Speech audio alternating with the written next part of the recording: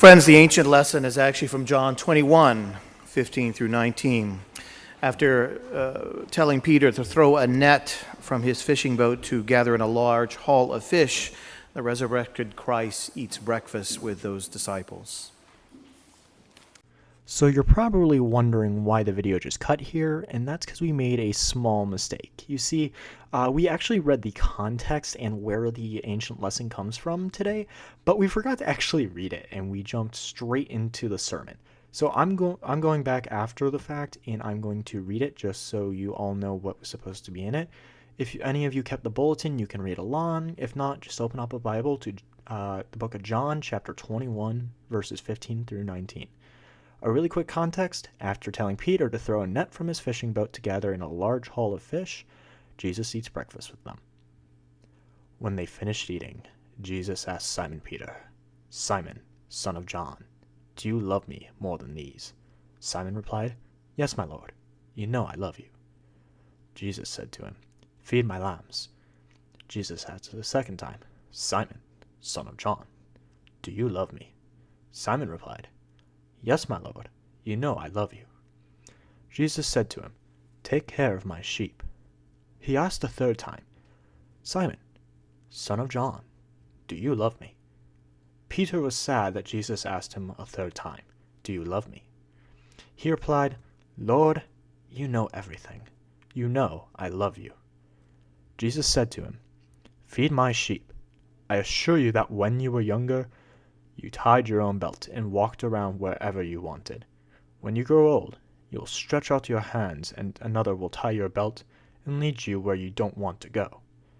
He said this to show the kind of death by which Peter would glorify God.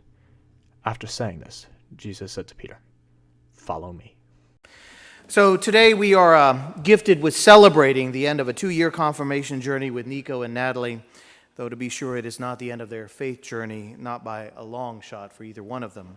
Both of these young people have been a delight to teach and to question alongside with and to take, and they have taken the confirmation process seriously, especially very, very much so near the end when they are asked to whether or not they are ready to make promises to God and to the church. And both of them take their words seriously, more seriously than some of the adults that I know. Today, especially, words matter because they are being used to make promises or to decline to do so. And they're being used to say what one actually believes rather than what is expected of them. Both Natalie and Nico have been thinking about words, promises, and beliefs, and they've survived a torrent of words from me over the last couple of years. I am so proud of them, these fellow travelers in faith and sometimes doubt. And I'm glad they've searched their hearts and they made a decision that was right for each one of them. They take their promises seriously. They take their words seriously. And goodness knows we often fail our words, our promises. Oftentimes we utter them without the intention. If we think about it, about following through with our actions, well, that is not a good thing, is it? But they have not done that today, and that is something to celebrate. You know, I don't think Simon Peter, or Peter as he will be called later in the end, I don't think Peter meant to misuse his words to make promises that he couldn't keep. Remember that it was Peter that pushes back against Jesus' prediction here. If you read the text, you heard the story earlier, he says 3 times, Jesus asks him 3 times, "Do you love me? Do you love me? Do you love me?" And each time Jesus affirms that, or Peter affirms that. And yet there is this kind of reluctance in many ways. This struggle at the end especially, right? He pushes back. Of course, remember that it is Peter that pushes back against Jesus' earlier prediction that he would deny even knowing Jesus. Remember the Last Supper, and that he would do it 3 times before the cock crowed in the morning.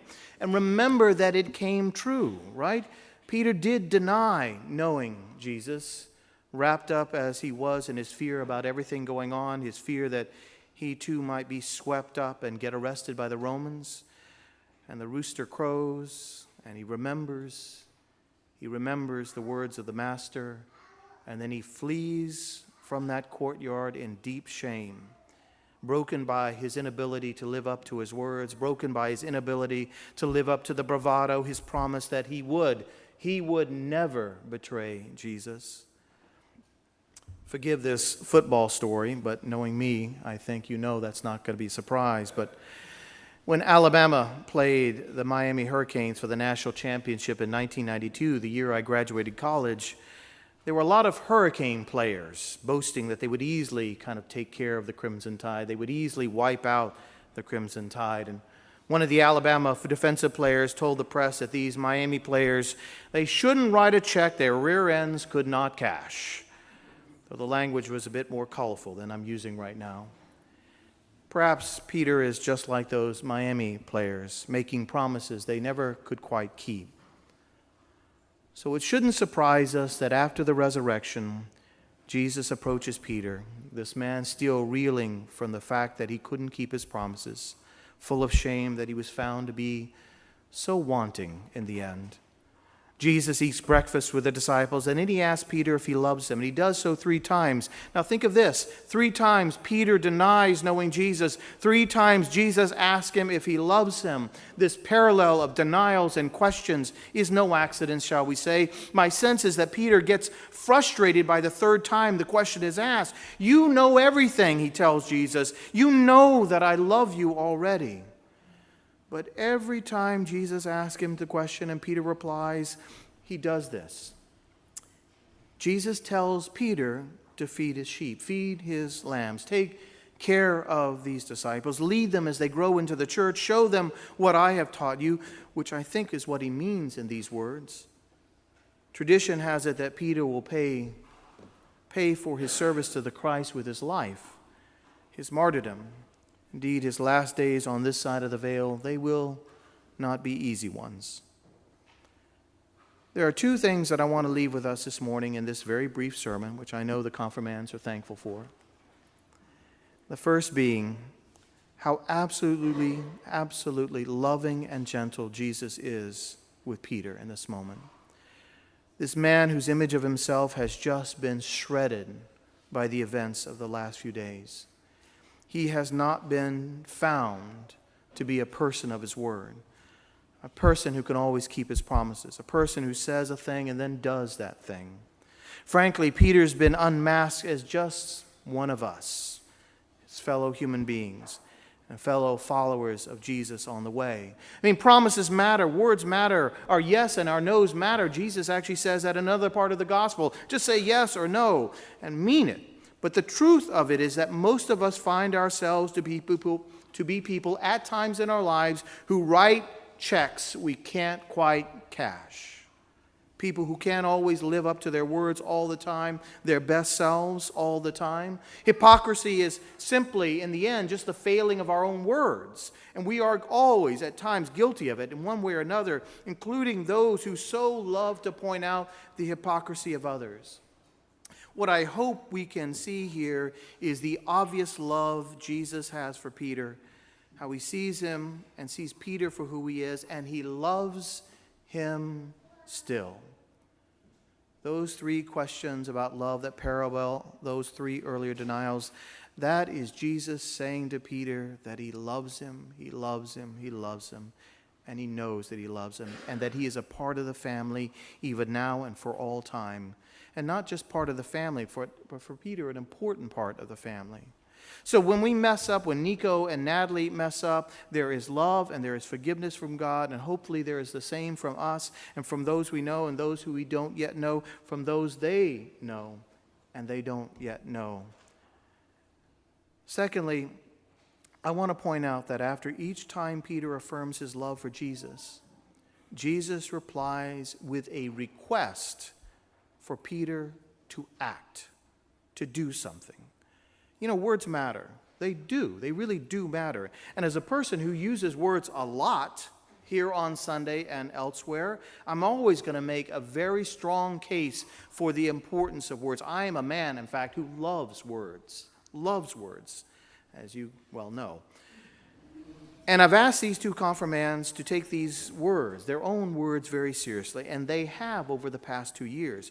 But frankly, as we all well know, words can sometimes end up being meaningless. Promises can be broken, hypocrisies in us can be revealed, and we can find ourselves being just like Peter.